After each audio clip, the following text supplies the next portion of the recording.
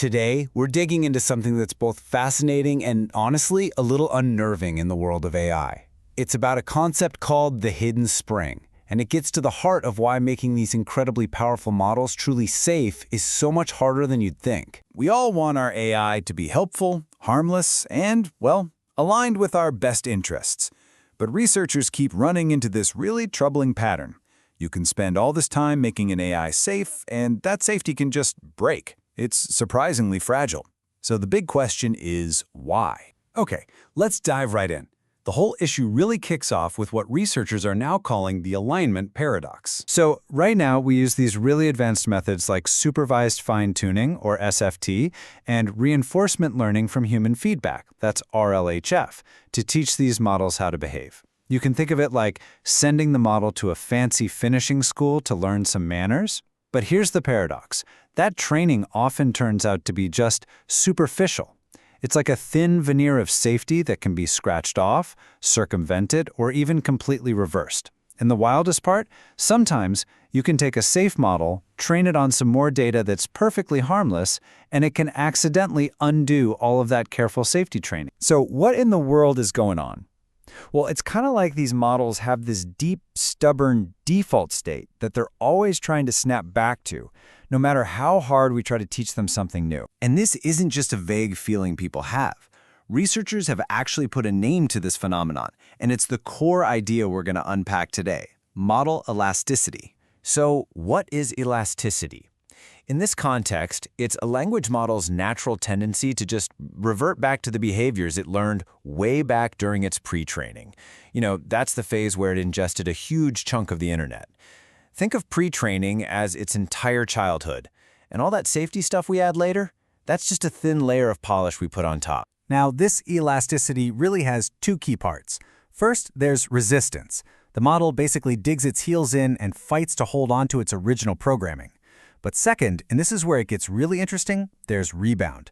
The more you try to stretch a model away from that default state, the more you try to align it, the more violently it can snap back if it's given even the tiniest push in the other direction. To make this idea super intuitive, the researchers came up with this brilliant analogy. They call it the spring in the machine. Imagine the model isn't just code, but a system of two springs that are connected.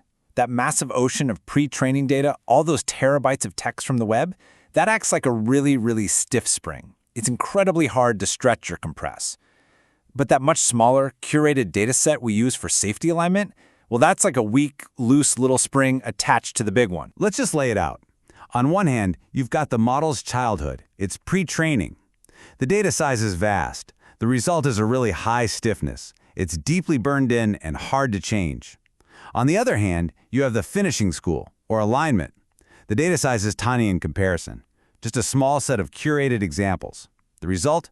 Super low stiffness. It's a much weaker, more fragile influence on the model. And just like in any basic physics class, what happens when you have a stiff spring and a weak spring working together? The stiff spring totally dominates. The model's pre-training is just so enormous that it completely overpowers the tiny influence of the safety tuning. Okay, that's a great theory. It makes a ton of sense. But is it actually true?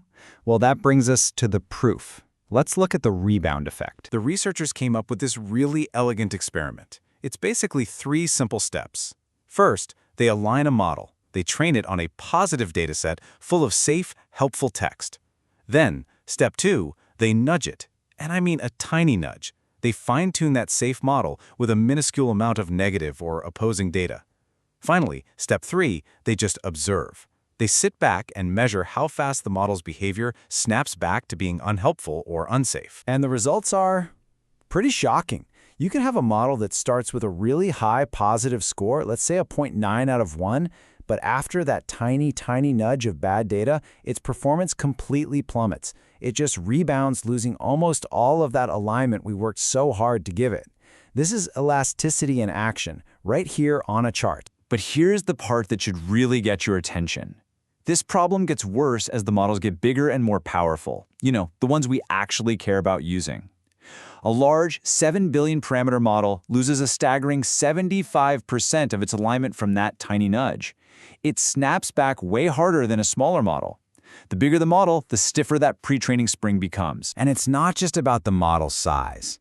The researchers also found that the more data a model is pre-trained on in the first place, the stronger this rebound effect gets. It's like we're just making that internal spring stiffer and stiffer with every terabyte of data we feed it. Okay, so we've got this idea of elasticity. We have the experiments to back it up. So what? What does this actually mean for AI and for all of us? Well, the implications are pretty sobering, to be honest. For one, it means that open sourcing AI models might be way riskier than we realized. A company can release a safe model, but this research suggests a bad actor could revert it to an unsafe state with very little effort. It totally flips the script on what security folks call the offense-defense balance. Suddenly, it's way easier to attack a model's safety features than it is to defend them. And the big takeaway here is that we can't just keep doing what we're doing. We need to find new ways to align models that are more robust, methods that are fundamentally untunable and can't be reversed so easily. The researchers who wrote the paper summed it up perfectly. They said, quote, "Language models exhibit elasticity and thereby inherently resist alignment." It's just a simple, powerful statement about the massive challenge that's staring us right in the face. So all of this leaves us with one final and I think really profound question for the entire AI community. If an AI's very core, its fundamental programming, is like a stiff spring that's always trying to snap back to its original untamed state, then how on earth do we make its safety permanent?